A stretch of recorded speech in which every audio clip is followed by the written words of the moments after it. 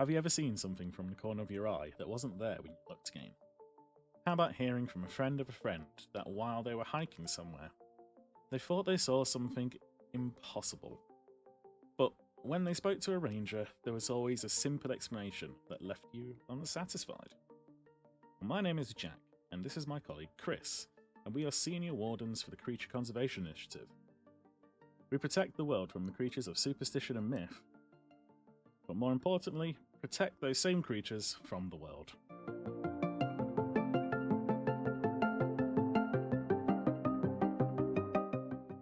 Hello there, people. How are you doing?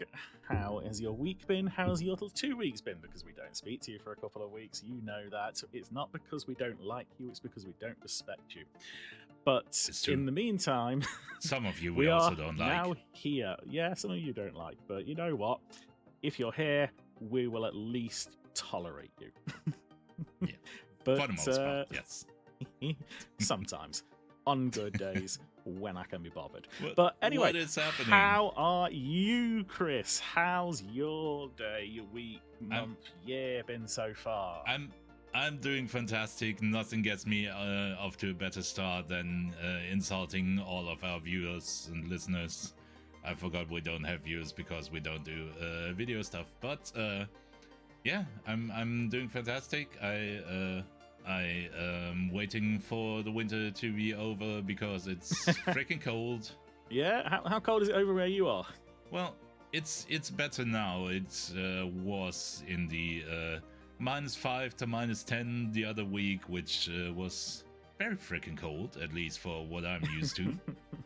And I don't like it. Oh, that's because you're soft. Yes. I'm a soft little baby. And I want to be pampered. Fair enough, as long as you know who you are. I mean, it's not been quite that cold over here, but it has been getting into the minuses. But right now it's about 5, 6 degrees, so it's cold enough. I'm glad I'm inside. Yeah, same. How are you dealing with the winter? I mean, generally, I don't really have much of a problem with the winter.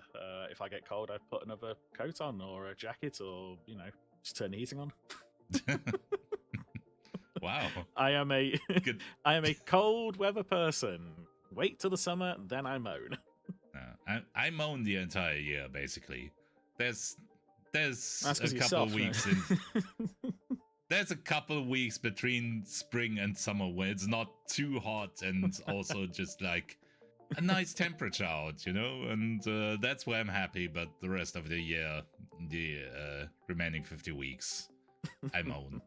But I will say that I've been quite happy to get back into the house this week, because over Christmas, when we weren't releasing this podcast and making all of this stuff and working very, very hard, doing all of our jobs, I was actually out in the field dealing with a creature of subject for today.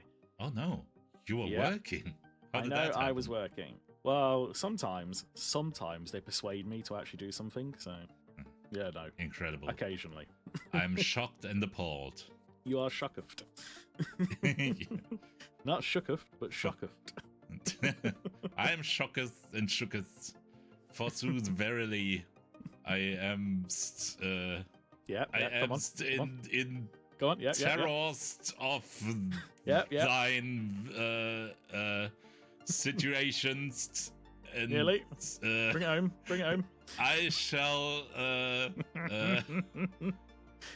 keep thou in mine thoughtest and prayest. Absolutely nailed it. I know. Thank you. By nailed it, I mean made it so awkward that's uncomfortable. Great. Yeah.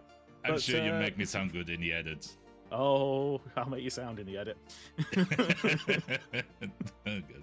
Should we start over? This entire intro is going horribly. We're talking about the weather. It's going great for me. I'm not sure about that. Anyway, let's move swiftly on from all of this nonsense. What are we talking about today? If you do work for once in your life, let's talk about it. Let's talk about it. Well, swiftly is apt for today's creature because we are dealing with a creature that is known to be swift, We are dealing with a creature that is known to spend time in hilly places, which is why I'm quite happy about the cold, because I will say, Sonic up the in those Hedgehog. Mountains... No, not Sonic the Hedgehog, although that is definitely a myth. But no, it's a creature that you will have heard of, but we don't really speak too much about. That creature for today is the Griffin. Ooh. Yeah. I know the Griffin. That's the lion, eagle, something or other, isn't it? Yeah, basically. We'll go into its kind of like looks in just a second, but yeah, so obviously everyone has heard of the Griffin in some way. It's made its way onto into books and movies and games. It's probably been in the theatre. You know, it's absolutely everywhere. It's on heraldry, so you know, knights of arms and coats of arms, flags. Yeah. It's everywhere. The Griffin. It's a creature of like Peter Griffin is everywhere. God, please no. But it's definitely a creature that is very, very well known. But there aren't that many around the world, because this is a worldwide creature as well.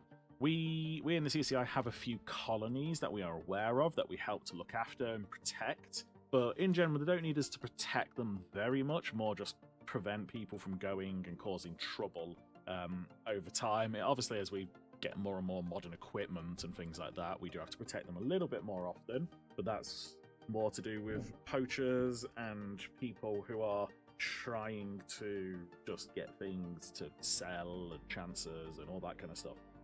But again, we could talk a bit about that in a little while.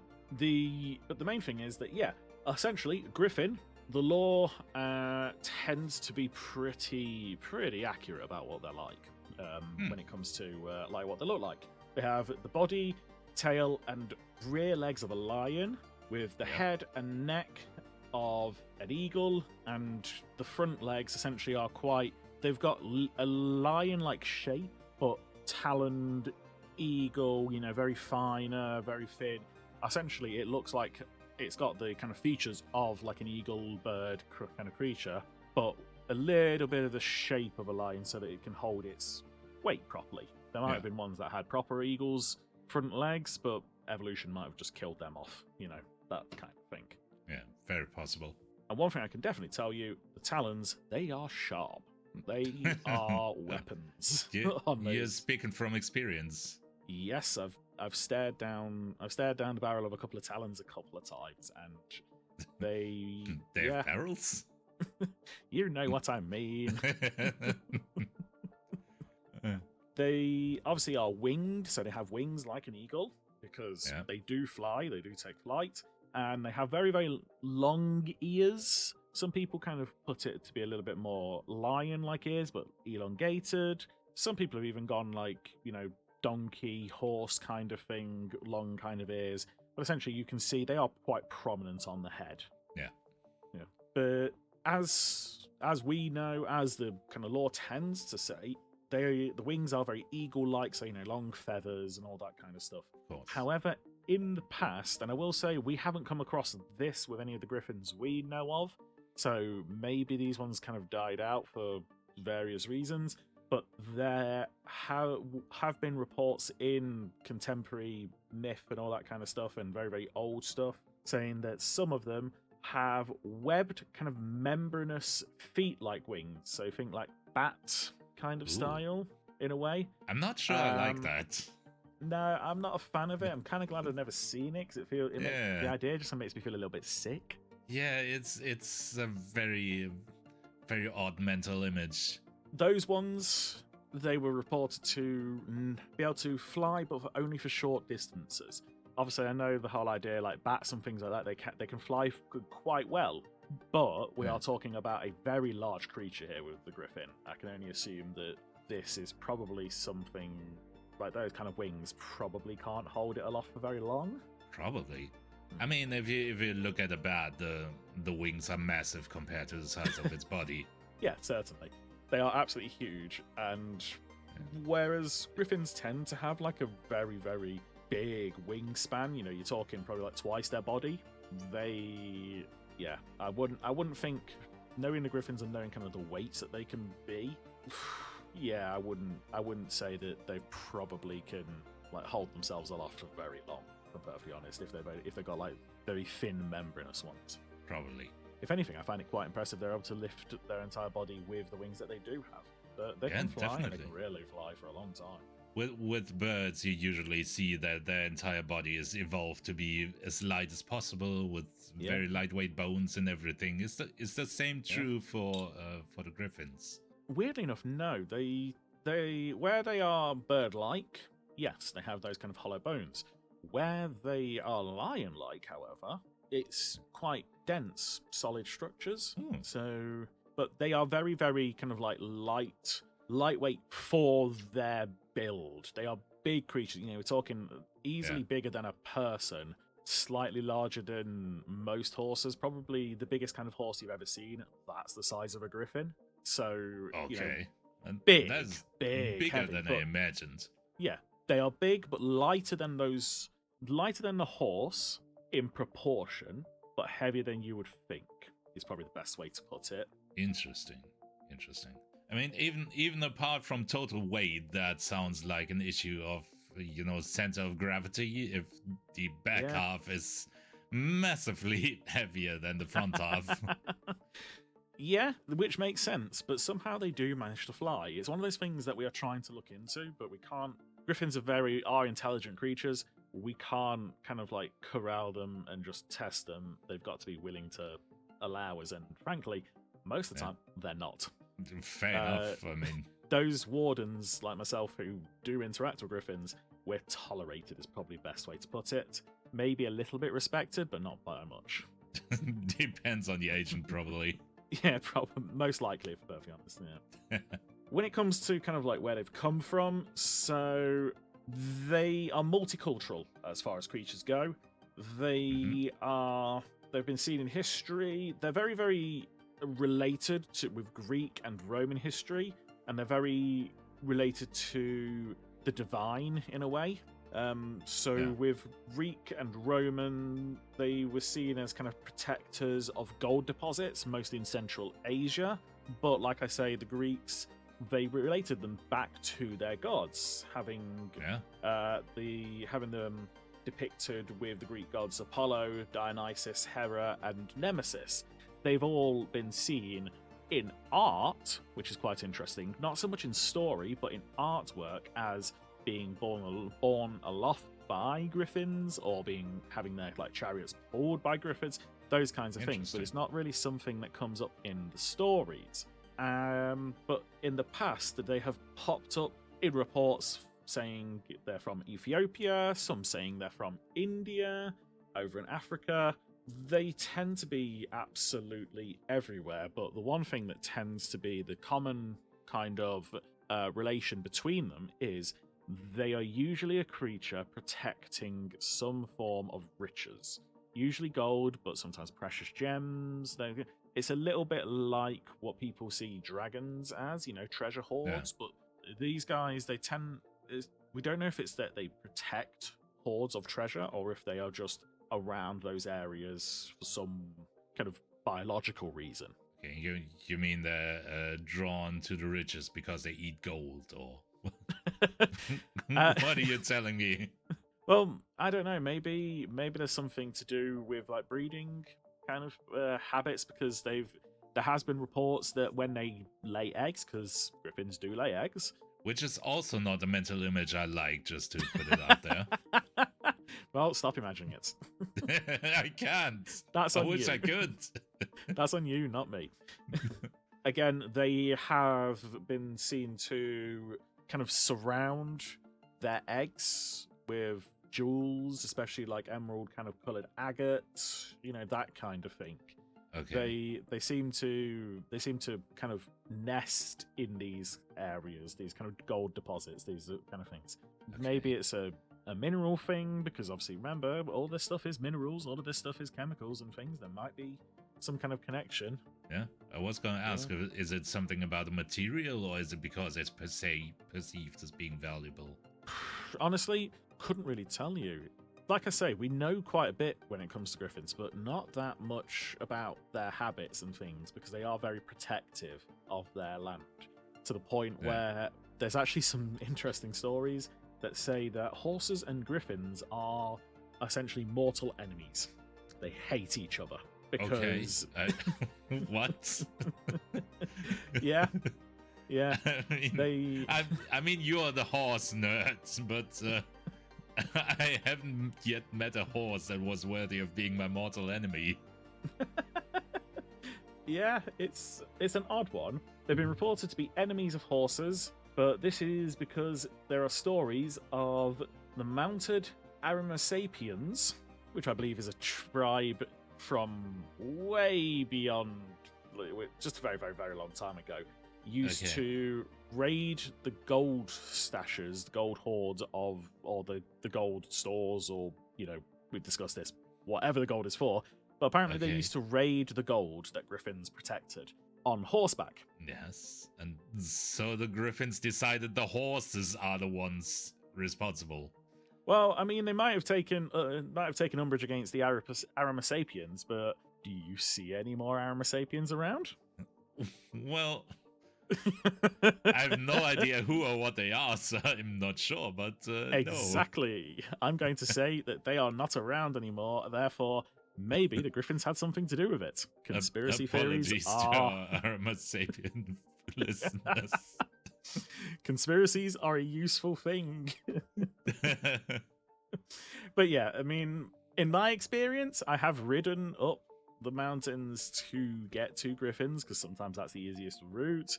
They haven't disemboweled the horse I've been riding. They've kind of given them as wary a look as they have when I've been there, but it's just an interesting part of the lore to me. That just made me chuckle a little bit when I heard about it. And another funny thing that I've just remembered about their looks, because because this creature is everywhere. Griffins are essentially all over the globe. They have been described with slightly different looks in different areas. So one of my favorite descriptions is that the Etruscans, which think kind of like Rome, northern Italy, that kind of time. If listeners don't really know who the Etruscans are, they have made pottery and things like that with griffins on as part of the motif. Bowls and cauldrons and things like that. Their griffins, they depict them as having what is known as a top knob. What is a top knob? I feel like there's a language barrier here. Nope, because I had to look that one up myself, because I was thinking that seems a bit odd. Because I don't know if you recognise what a knob means in terms of English speaking. Oh, that kind of knob, yeah. Yeah, I was wondering, really? What it turns out is that's basically how they used to say a top knot. So, the footballers and things like that, who tend to have a big a man knot bun of hair, like a man bun thing. Yeah, all of the griffins that the Etruscans seem to depict all have this. But for some reason, it was called a top knob. Well, which, again, I've not seen any top knobs on any of the griffins I've ever come across. But maybe it's a style thing. Luckily. Luckily.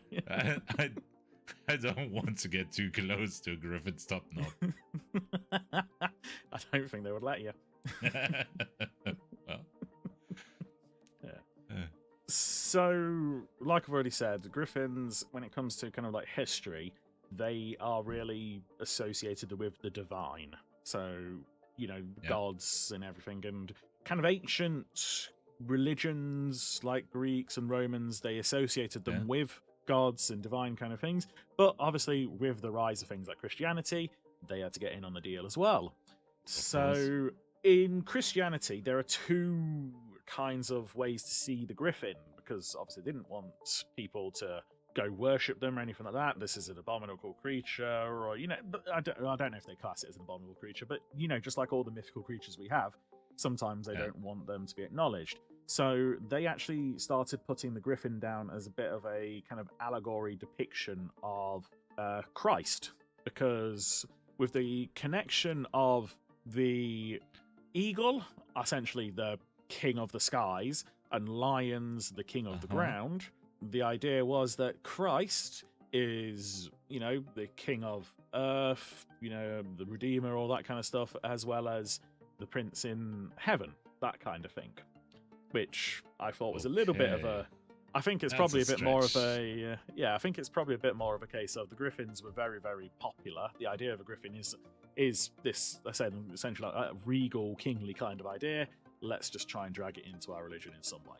Must not been the best PR at the church at this moment, because I don't know, the obvious connection would be an angel, the flying servant of God, protectors, all that kind of stuff. Why make it so complicated? Well, like I said already, there's a second rule of thought where they kind of put it down as not Christ, but the Pope. The Pope? Yes. Not really sure why, apart from Pope being in charge. Again, that regal kind of kingly thing. That begs the question: does the Pope wear this weird hat because he develops a top knot when he's chosen?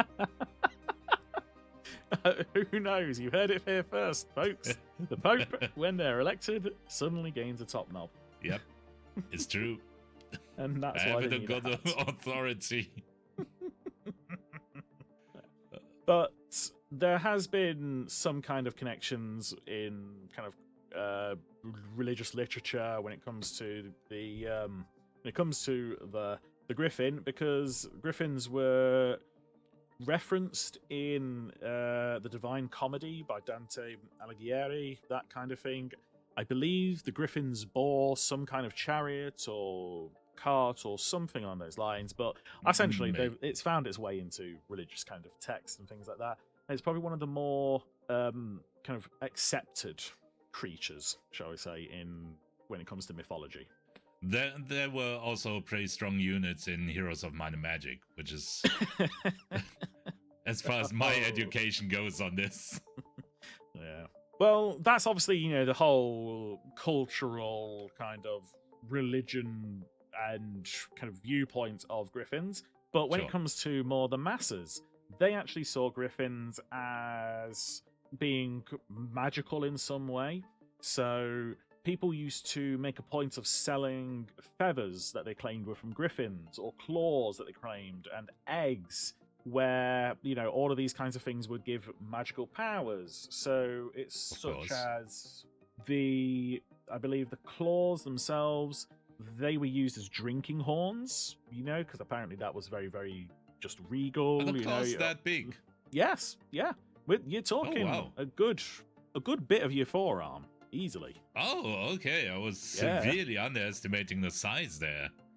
Oh no, they are big. That's why I say they are dangerous. Okay. Yeah, that recategorizes this thing in my head. Yeah. But, so the claws were seen as used as drinking horns because they were apparently very medicinal. So they would help to heal, drinking from them would help to heal various ailments and illnesses. Whereas the feathers apparently were able to cure blindness, of all things. Uh-huh. I don't know if you had to just wave the feather over someone's eyes, if you had to stick them in them, or prod them in. Tap your eyes with them. Yeah, if you were still blind, it wasn't the fault of the Griffin feather. It's because you just stabbed yourself in the eye. Yeah, that's almost as good as rubbing bird poop in your eyes. Almost as good. Yeah. But if we jump back again to the religious angle, because this always makes me laugh when I think about it, there is some kind of there's been some connection between saints and some of these items.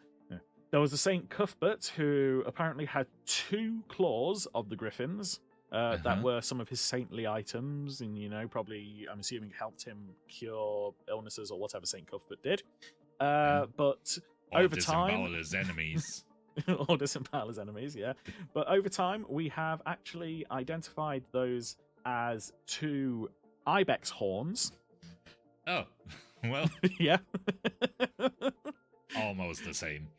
Almost the same, but not quite. That's great. What a poser. Yeah, what a poser. Yeah.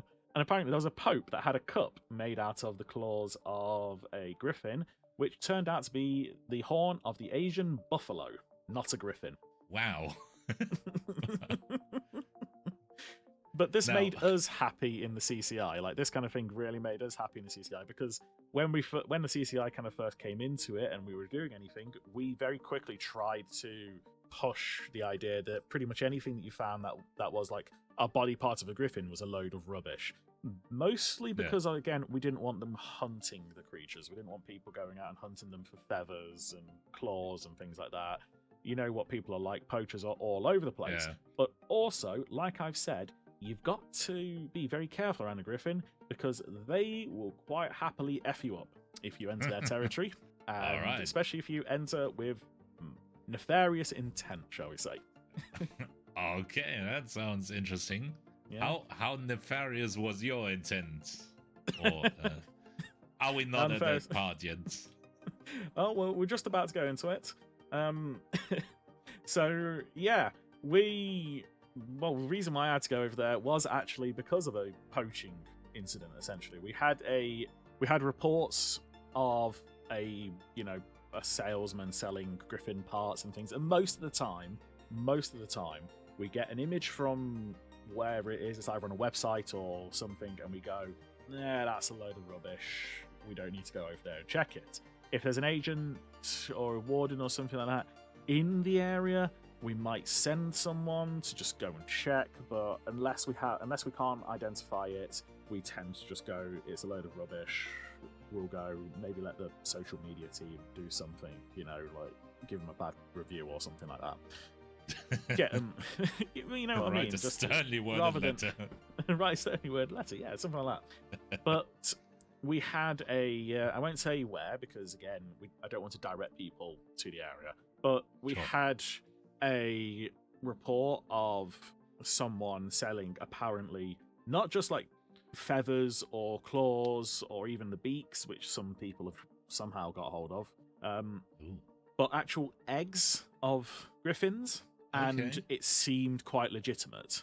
So that's not going to make the remaining griffins happy, I believe. Oh, no. Like I say, griffins are very protective of their species, of their land, of anything. And this person was selling 3 griffin eggs, but it was very, very hard to get hold of them on the phone, because some of the CCI guys tried to get hold of them on the phone, to try and confirm some of the information, ask questions, etc., that kind of thing. And it was very, very hard to get hold of them. And whenever you did, he used to be very, very quick on the phone, and it would tend to stop when you heard what sounded like very large crashing and a very loud screech from... Curious. Yeah. So we thought, let's check this one out. Now, this person selling them was actually in one of the areas of kind of griffins that we are aware of, one of the habitats. So, yeah. I had pulled the kind of on-call shift for around Christmas time, so they sent me out there, and I did ask my team to come along, but I wasn't going to drag them for too much, mostly just for kind of like fetch and carry things just for at least a day. But I got there about a day ahead of the rest of my team, and instead of waiting for the team, I just went in initially just to survey what was going on. As I arrived to this shop, shall we say, I say it wasn't really much of a shop at this point. I basically walked in, I walked onto the site. It was an isolated shop by itself, kind of, that kind of setup, somewhere where you just kind of stumble across. And, when I walked out of kind of the pass, whatever, that kind of thing, I was greeted by about 6 griffins systematically taking apart this building. Okay, that's not a great thing to stumble into. No, it really isn't. It was a brick building, and they were just taking chunks out of it, and it looked like they'd been there for quite a while. There was just various things that told me that griffins had been there for a few days. And within the building, you couldn't really see anyone, but every time something was ripped off of the building itself, you heard a bit of a screech or a bit of a shout that sounded distinctly human.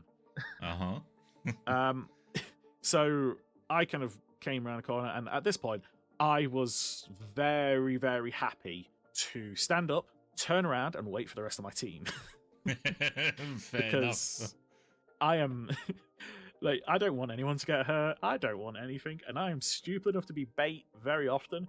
But I'm not taking on 6 griffins by myself.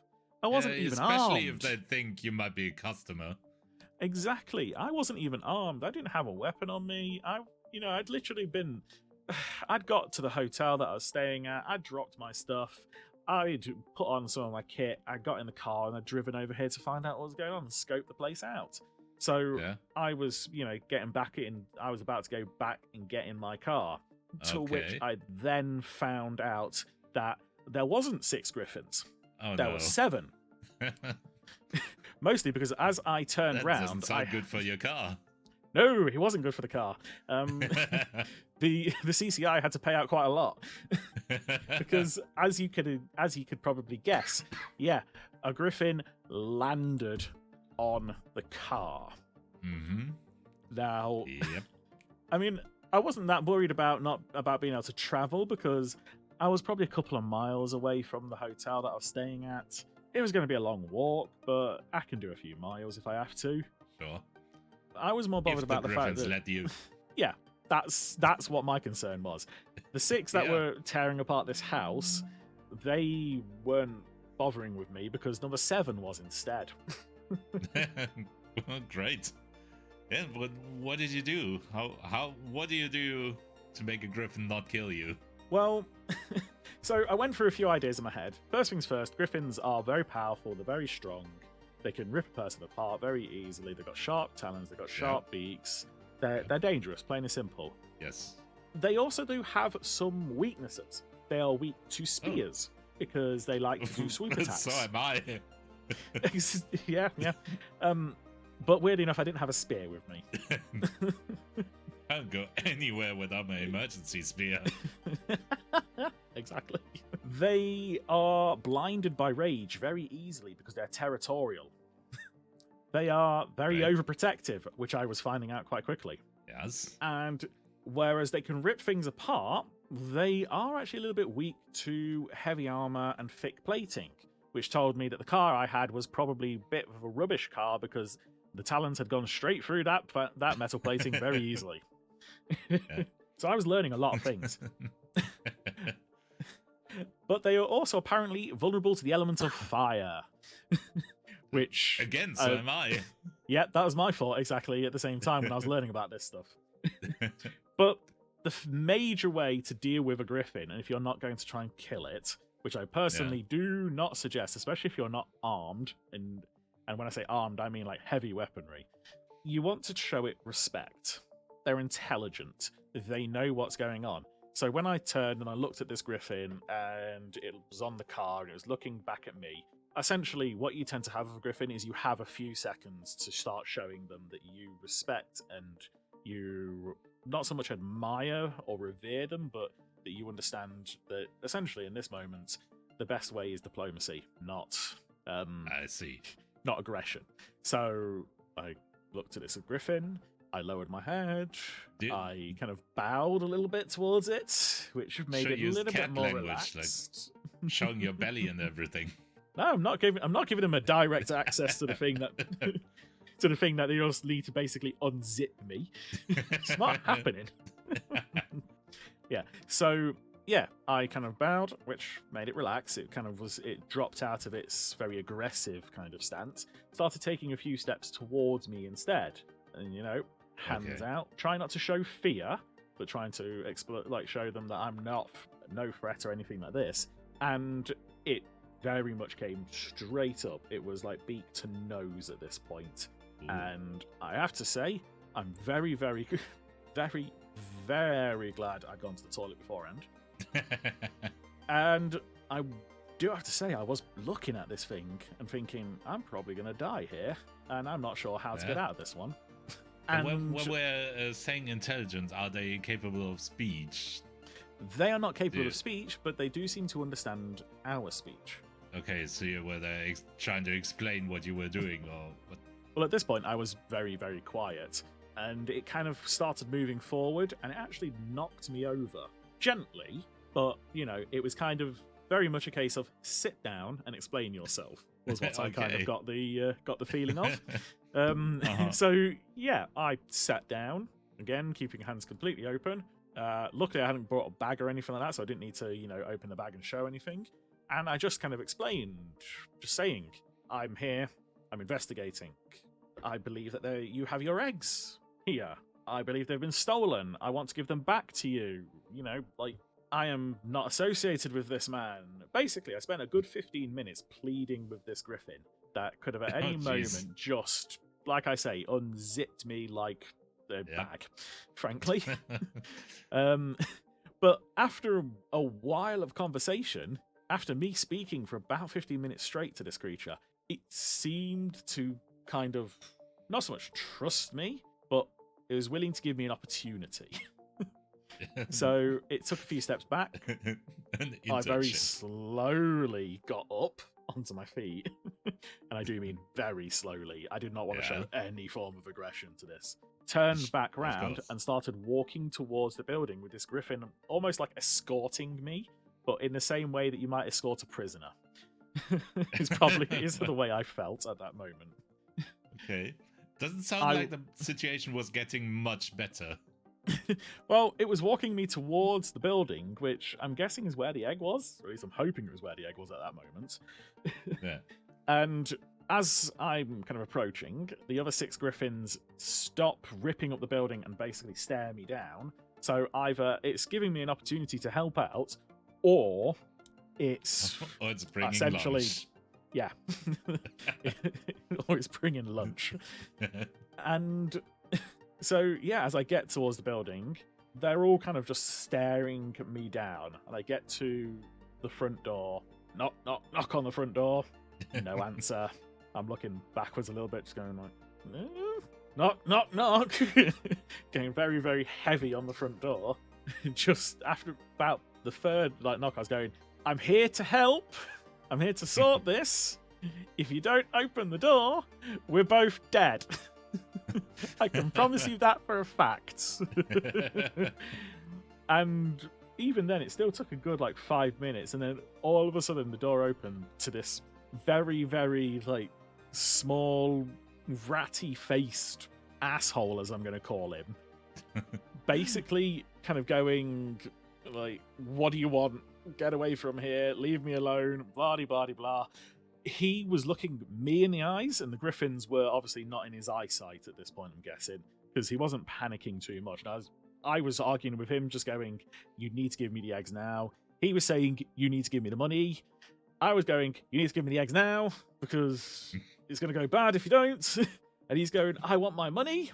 To which I just went, okay then, I'll take a step back and let one of the Griffins look in through the window. Sorry, not the window. Let one of the Griffins look in through the door. At which point, he absolutely panicked. It was quite satisfying to watch. I believe that. The Griffin grabbed him by his shirt with the beak and launched him at least 10 meters out the door. Okay. And the guy just basically landed with quite a crash, actually. I think he probably broke his arm or something. But he just kind of lay there, and the Griffins just stared him down. At which point, it was very clear to me what they wanted me to do was go in, get the eggs, and bring them back, or I die. I mean, I'm kind of surprised they didn't kill this guy immediately.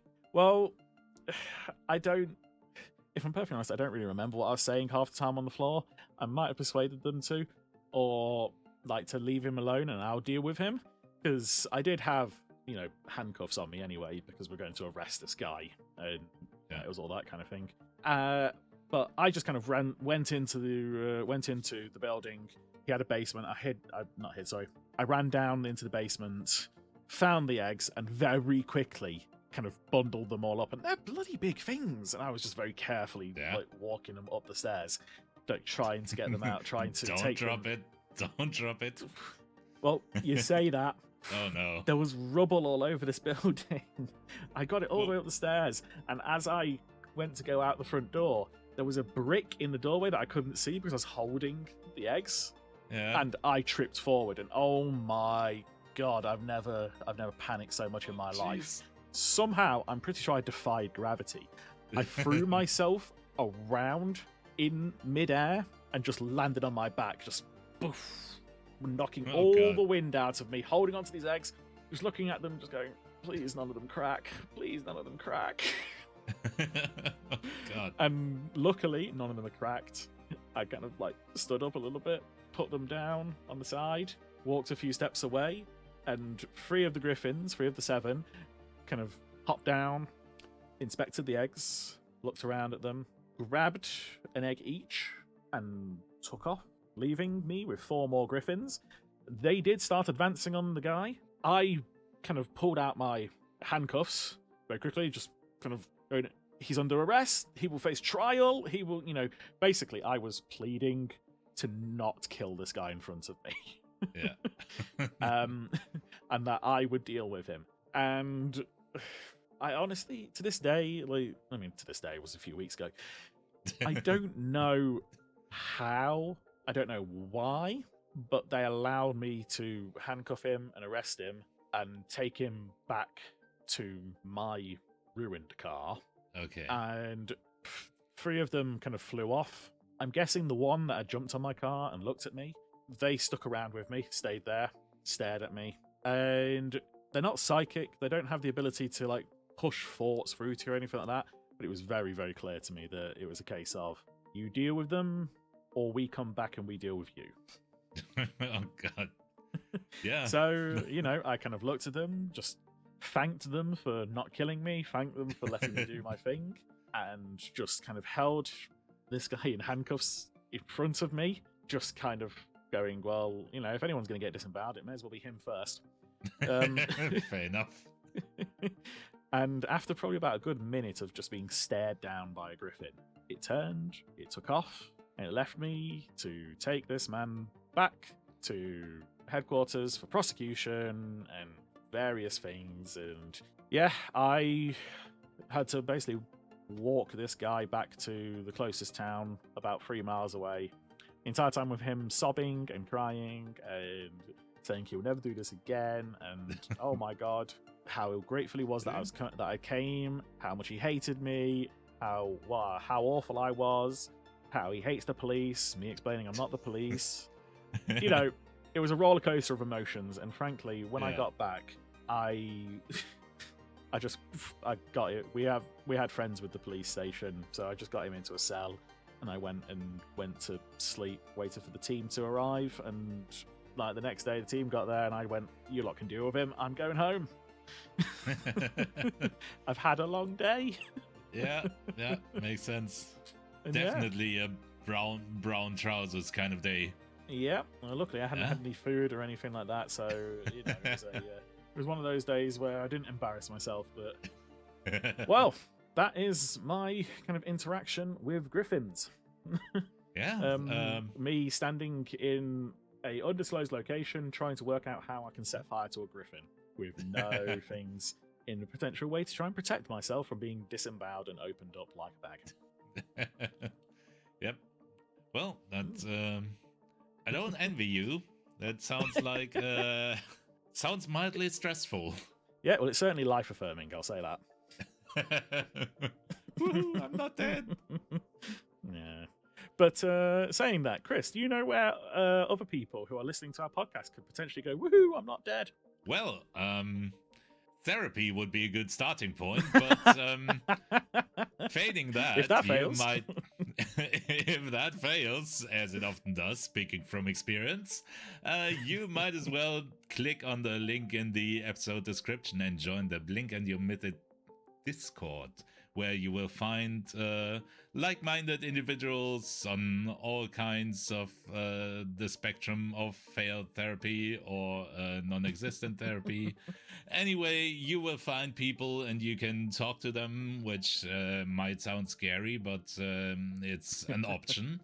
And you can talk about the show we are doing here. You can talk about creatures we have talked about. You can talk about creatures that you want us to talk about, because between Jack and I, we have been doing this for a while, and chances are we can tell you something about a creature that you are curious about. So just let us know.